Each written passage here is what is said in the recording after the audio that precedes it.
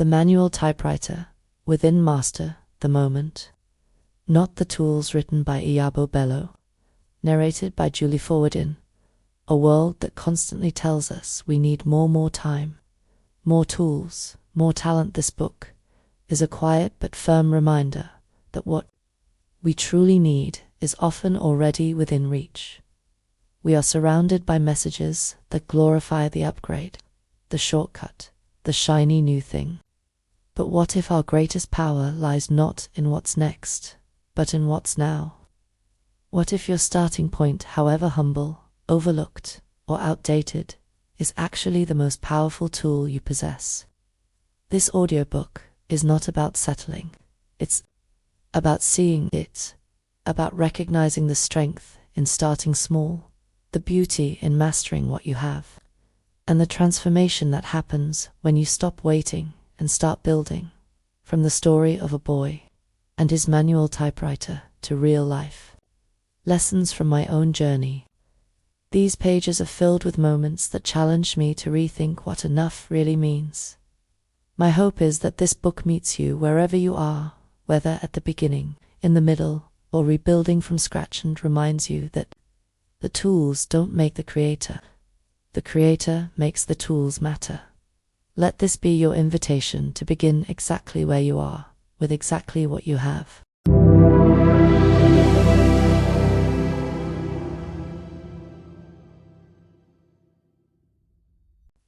Introduction. The power of enough. I didn't set out to write a book about typewriters, sewing machines, or new phones.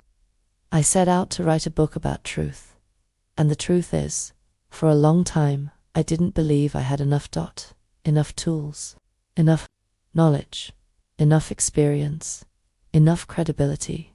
So I waited. I stalled.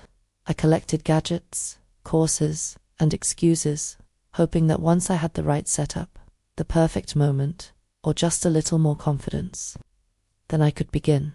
But beginning doesn't wait for perfection. It waits for permission. And that permission has to come from you. This book is a reflection of my personal journey through the detours of comparison, the detours of self-doubt, and the constant temptation to upgrade before I even started. It's also a call to action, to stop waiting for more, to stop believing that better is always external, to see the divine potential in what's already in your hands. Each chapter is built around real-life moments, my own and others, that challenged me to think differently about growth, purpose, and power. Whether it was a manual typewriter or a sewing machine that moved too fast, the message was always the same. Start with what you have. Master it. Then watch what opens up. You may not be holding the newest, shiniest tools right now, but you're holding something far more valuable. Willingness.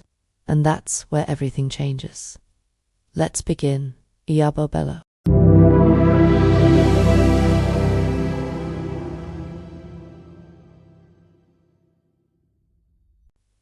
Chapter 1. Mastering What You Have.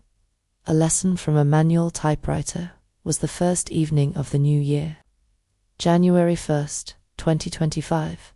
The house was still, the only sound being the faint hum of the heater working overtime to fight the winter chill. I sat curled up in my living room, a mug of lukewarm tea beside me, and Princess, my favorite girl, my dog, dozing off at my feet. The clock read 9:06 p.m. On my screen, a YouTube story played softly in the background. The title, As Fast as Words Could Fly, narrated by Dol Hill.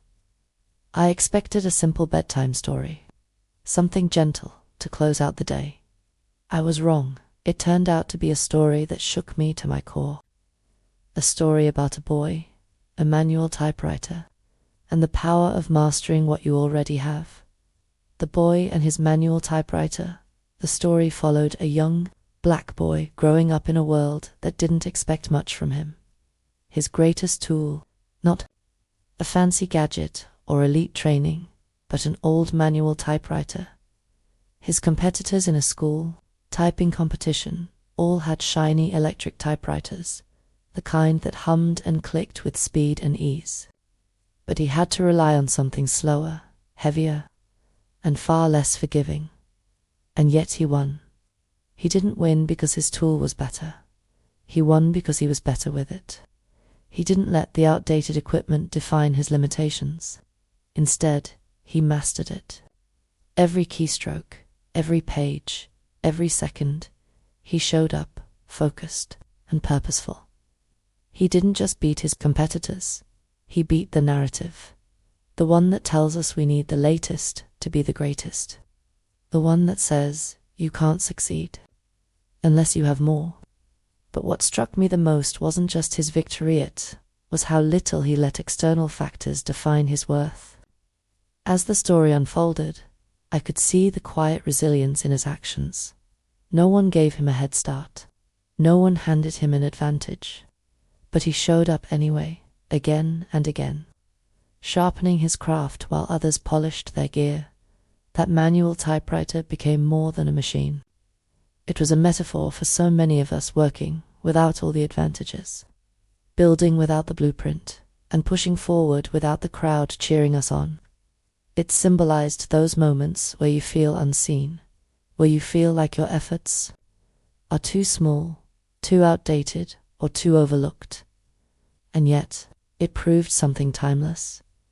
Excellence isn't about what you have. It's about what you do with what you have.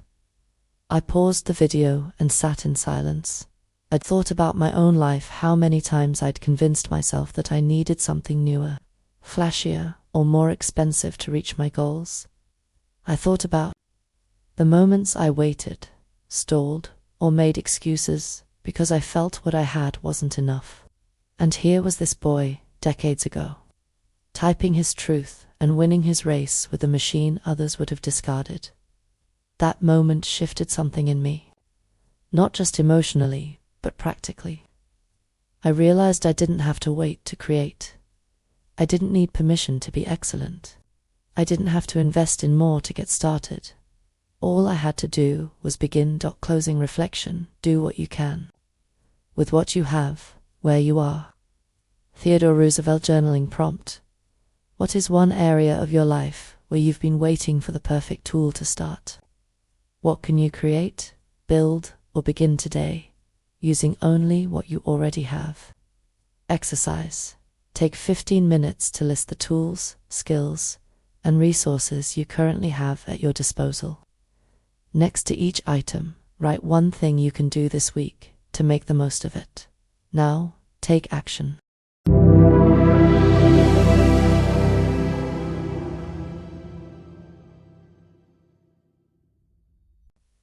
Chapter 2.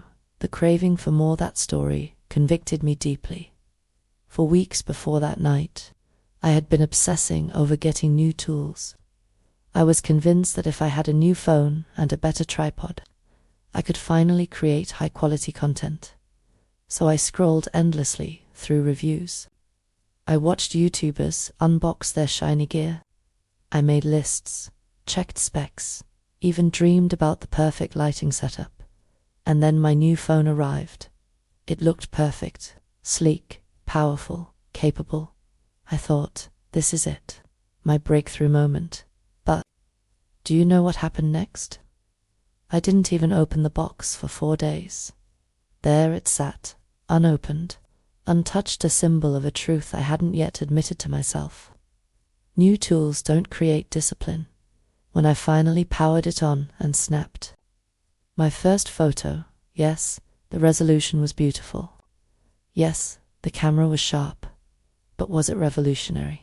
No, it was just another picture. I realized I had been waiting for tools to do the work that only my mindset and effort could accomplish. The illusion of readiness. I had fallen into the illusion that readiness was tied to what I owned, that once I had the right setup, creativity and consistency would automatically follow. But creativity isn't waiting inside a box. It's forged in the fire of persistence, practice, and showing up day after day. Those 4 days of ignoring my phone weren't just procrastination. They were proof of how often we think the next big thing will solve an internal block. We think, once I have it, then I'll start. But having something and knowing how to use it well are two very different things. I realized that I had been romanticizing productivity. I had equated shiny gear with success, instead of realizing that success is built in the mundane: scripting a video, filming in average lighting, editing with free software, and posting even when it isn't perfect. I had confused preparation with action. I was preparing endlessly, but never executing. Planning and purchasing gave me the illusion of momentum, while my actual content sat still, untouched by the very tools I swore I needed. It was a sobering moment. The breakthrough I was looking for wasn't inside the phone. It was in the decision to stop waiting and start creating with what I had, flaws, imperfections, and all. Reclaiming the power to start from that day on, I committed to a new rule: use what I have for 90 days before considering any upgrades.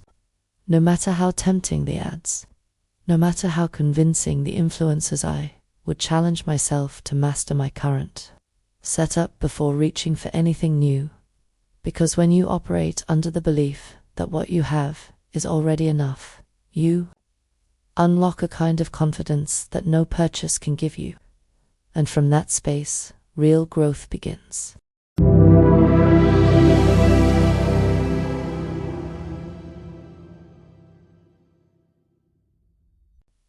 Chapter 3. The Sewing Machine That Was to Fastened. This wasn't the first time. Years ago, I fell into the same trap when I bought an industrial sewing machine. I was determined to take my craft to the next level. I told myself the domestic machine I had was too basic, so I saved, invested, and brought home a beast of a machine. But the moment I sat down to use it, chaos. It was too fast, too complicated, too advanced.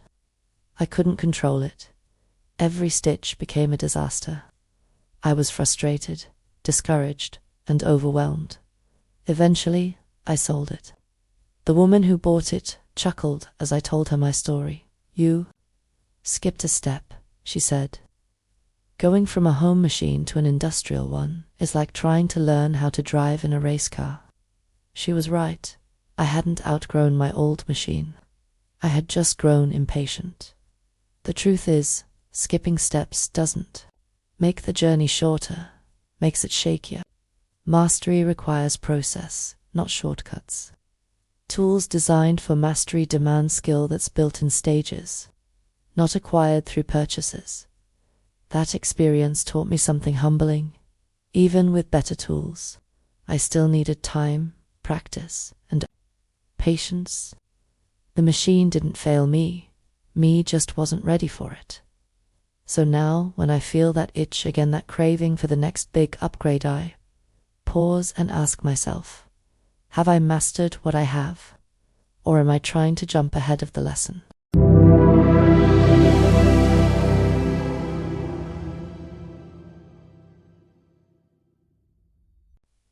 Chapter 4. 4 Lessons from a Manual Typewriter. The boy in as fast as words could. Fly didn't let his circumstances define him. He didn't complain about what he lacked. He mastered what he had. And in doing so, he rewrote what was possible. That story wasn't just inspirational, it was instructional. Each keystroke he pressed echoed a timeless truth. Success doesn't start with having more. It starts with being more focused, more disciplined, more intentional with what's already in your hands. 1. Start where you are. Waiting for the perfect time, tool, or opportunity will only delay your growth.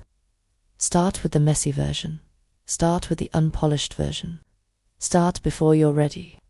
Success is built in real time, with real effort, not someday, but today. 2. Master your current resources. It's not about how many tools you have, it's about how deeply you know the ones you already own. Your phone, camera, your voice, your ideas scribbled in a notebook, they are enough. Excellence isn't purchased, it's practiced. 3. Don't skip the steps. We live in a microwave generation, but transformation still happens in a slow cooker. Skipping the learning curve often leads to burnout and regret. The foundation matters. Build it well. Grow into your tools. Don't force it. Trust the climb. 4. Your mindset is the ultimate tool. Every tool in the world is powerless in the hands of someone who doesn't believe. Your mindset sets the ceiling on what your tools can accomplish. Confidence, consistency, and clarity, those are the real upgrades. And best of all, they're free. Reflection, quote, "You are not limited by what you lack. You are empowered by what you've mastered." Unknown journaling prompt. Which of these 4 lessons do you struggle with the most, and why? What would it look like for you to fully master something you already own or know? Take time this week to practice mastery.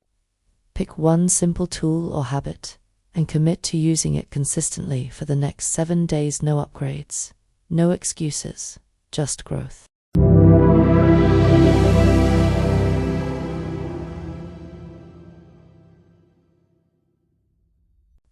Chapter 5.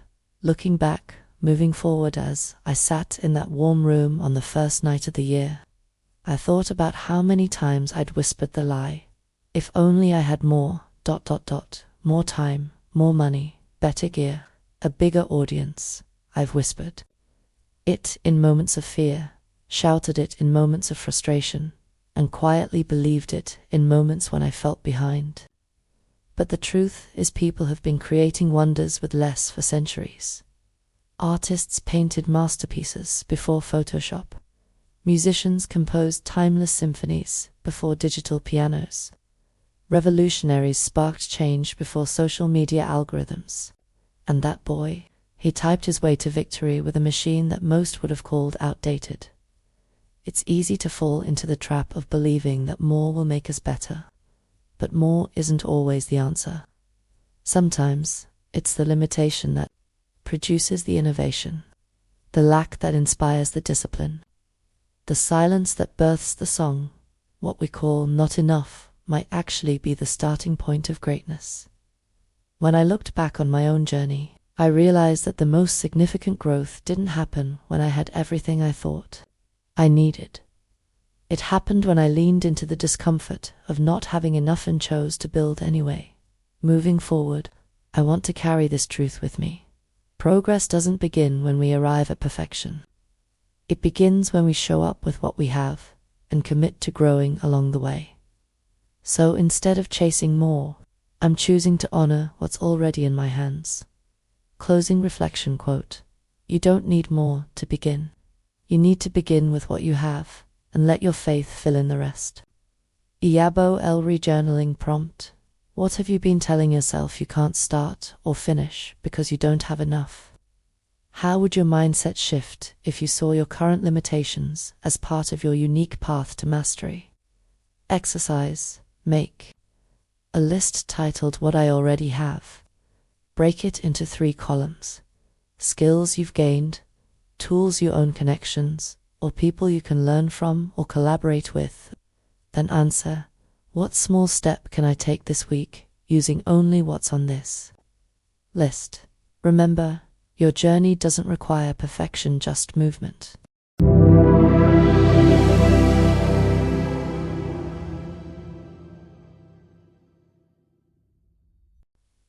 Chapter 6. You already have enough. So I'll ask you what I had to ask myself. What's really holding you back? Is it truly your tools or your belief that you need better ones? Maybe it's not the lack of resources, but the abundance of doubt. Maybe it's not the absence of opportunity, but the hesitation to act on the ones already in front of you. Maybe you don't need the upgrade. Maybe you just need the courage to begin. Because here's the truth. The next chapter of your life doesn't start with a new tool. It starts with you, with your decision, with your belief, with your willingness to show up imperfectly, but powerfully. We're often told to wait until the timing is right, until the finances align, until the audience grows, until we feel ready. But readiness is rarely a feeling, it's a choice, a moment, a a spark of faith in the midst of uncertainty. So take what you have. Start where you are. Make it count, because if a boy with a manual typewriter could win in a world built to keep him out, then you can thrive right here, right now, with everything you already hold in your hands. You don't need more to be valuable. You don't need more to be impactful. You just need to believe that what you have is already enough. You just need to believe you are enough. And trust me, you are more than enough. Closing reflection, quote, "Enough is not a destination you arrive at, it's a decision you make. Choose to believe in what's already in your hands." Iyabo Elroi journaling prompt. In what areas of your life have you been waiting until you feel ready or equipped enough? What would it look like to move forward now with what you already have? Exercise. Find a quiet moment. Take a sheet of paper and write this phrase at the top. I am already enough because. Write freely for 5 minutes. Don't edit. Don't judge. Just let the truth rise. Then read it back to yourself, out loud like an affirmation.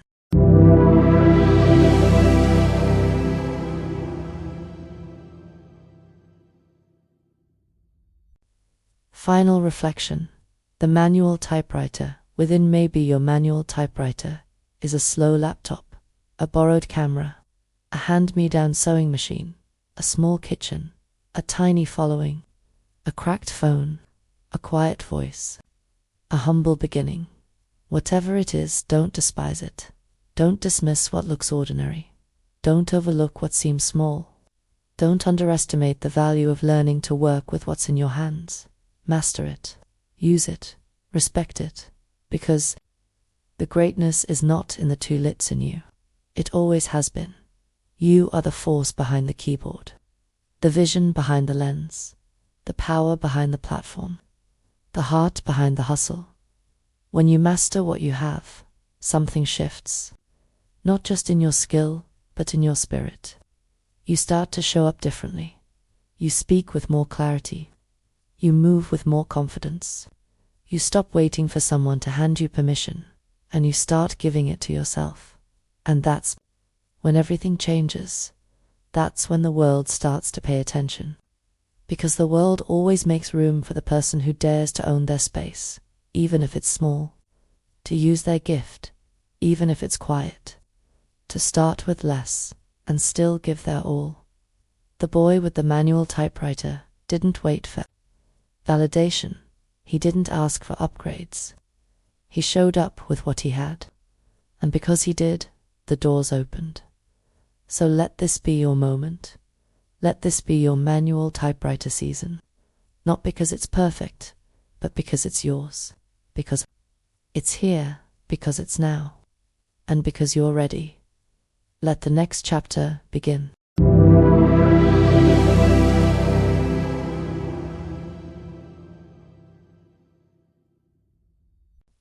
Final words. An invitation to begin. Affirm this. I have what I need. I am who I need. I will do what I must. I am not waiting, I'm walking in purpose now. Say it aloud. Write it down. Repeat it when doubt creeps in. Because this journey isn't about having more, it's about becoming more with what you already have. Your challenge, you've read the words. Now it's time to live them. Here's your 7-day master. What you have challenge. Day 1, list 10 tools, skills, or resources you already have. Day 2, choose one and use it today, without waiting for it to be perfect. Day 3, identify one limiting belief and reframe it into an empowering truth. Day 4, teach someone else how to make the most of what they have. Day 5, create something using only tools already in your possession. Day 6, celebrate a small win because progress is worth honoring. Day 7, write a letter to your future self, describing how you showed up this week. You don't need to post it. Just do it. For you. Because your journey deserves motion, not perfection. Thank you for taking this journey with me. Thank you for opening your heart, your mind, and your time. If even one sentence in this book stirred something in youth, then it did what it was born to do. I wrote these words to remind you that your beginning doesn't disqualify you from greatness, that you're not enough is a lie, and that the world is waiting not for your upgrades, but for your authenticity. ICU. I celebrate you, and I can't wait to witness what you build from here. With love and purpose, Iyabo Bello.